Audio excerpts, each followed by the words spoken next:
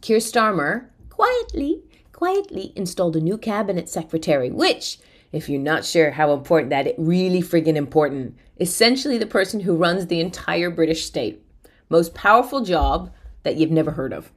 Okay, so it's like basically head admin of the country. But instead of like a shared Google Calendar, they control the entire machinery of government, right? So he has hired Dame Antonio Romeo, who was appointed on Feb 19th, so literally this week, becoming the first woman to hold the role in its 100-plus year history. So, hey, Labour doesn't do head of party as a woman, but we do head of cabinet secretary. Okay, progress, maybe? I'm not sure. Here's the problem with it. She's replacing Chris Wormald, who was the shortest serving cabinet secretary in history. He lasted 14 months, okay? And Starmer loves her, which is worrying, okay? He loves her, but there is some cause for concern. He said she had a 25-year record of delivering for the British people and praised her determination to get things done, which in Starmer speak that's a love poem. My goodness. Like, that's all we're going to hear about. I bet you he's told her that his dad was a toolmaker. Do you know what I'm saying? Like, I bet you he has. I bet you he shared that info. Right. So the first Civil Service Commissioner, Baroness Stewart, approved the process and called Romeo an exceptional candidate of the highest caliber. So far, this is sounding good. And he needs a win, doesn't he? Because he hasn't made some great appointments in the past couple of years, months. Like, there's been some issues. I mean, first of all, remember he fired Sue Gray, but then he hired the redheaded evil Weasley, Morgan, who then hired Peter Mandelson. So they all had to go. So great. We've got this fresh new person who's coming in and who's going to run government. Cabinet secretary. This sounds amazing. Well done, Keir. What a great decision. But so it turns out during her time as British Consul General in New York in 2016 to 2017, multiple members of staff raised bullying complaints against her. Eek, oh dear, okay. Staff survey from that period showed 47% of New York staff said they'd experienced 47%. That's half. I mean, I'm rounding up. That is half. Half of your staff said they experienced bullying, which means the other half were doing the bullying.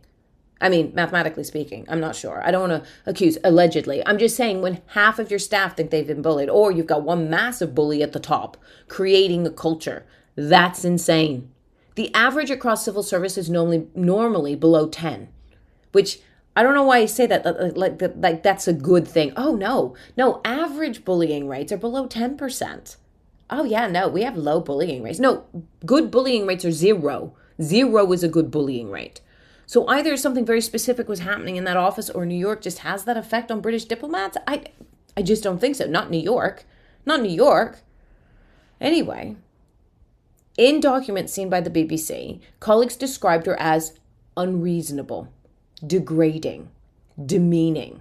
One person said, and I am not making this up, she's a diplomat, not a D-list celebrity. My 15-year-old social media obsessed brother is less shameless in his self-promotion. Okay, interesting. So the government's line is that there was one formal complaint. It was investigated by a senior diplomat who flew to New York specifically to look into it. And the conclusion was no case to answer. 47% of your staff complain, only one formal complaint, and there was no case to answer. But former colleagues say that the framing is disingenuous, that multiple people raised concerns and they were all compiled into a single dossier, making it look like one complaint instead of a pattern. Like, I mean, this is juicy stuff. I think you'd agree. This is juicy stuff, right? The government also confirmed she was spoken to about her management style, which is Whitehall for, we had a very stern cup of tea about her behavior. Although I don't even think they had a cup of tea. I just think they went, oh, Dame Antonio, the peasants, they're trying to revolt. And she just went, oh, okay, just keep him away from me. That's what I think happened. But anyway, then Lord MacDonald, former head of the diplomatic service, went on Channel 4 on live TV without warning anyone, and he said that due diligence had some way to go, right? he he basically went on live TV because he claimed that no one in the government was taking his calls. And he was like, excuse me, I have some information about Romeo that I need you to know before you actually hire Romeo. Due diligence has some way to go, which prompted the head of the FDA union, Dave Penman, to counter the whole thing and had a whiff of misogyny about it. Oh, well, he's a man, so he probably just doesn't want her in the position because she's a woman. Okay.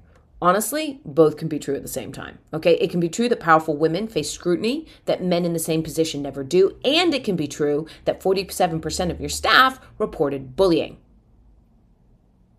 Can be true. So, she apparently also asked for $100,000 to redecorate the New York residence and had staff approach Farrow and Ball for free paint. Honestly, I'm all right with that. Do you know what that's the celeb side in her, isn't it? Just going, Farrow and Ball, I'm about to have loads of famous people over. When I do a little bit of hosting of famous people, not in like an Epstein way, hopefully, but like in a government kind of like, this, Farrow and Ball. It's a great color, isn't it? Like that I'm okay with. I don't mind if she does that. $100,000, who's paying for that? Us, the taxpayer? I have an issue with that, okay? Because, by the way, you and I both know that residence looked fine. You and I both know that if we bought a house that was decorated to the level of that residence, we'd be like, oh my God, it's ready to go. I don't have to do a thing. It's not like it was sitting there for 40 years and the paint's peeling and there's mold in the bathroom. It would have been fine. Okay. But if you are redecorating your diplomatic residence on the taxpayer's dime and your staff are filling out bullying surveys, you know what? I would pick a different week for the accent wall. I'm just saying. I'm fine with it, but at the same time, timing is everything. But here's the real story. No one's had. The cabinet secretary is the command and control layer of the British state. This is the person who decides how spending is managed, how departments are held accountable, how failure is punished across government.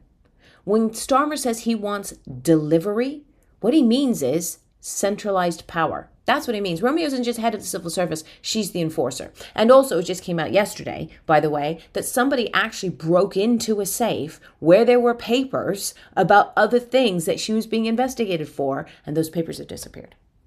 Okay?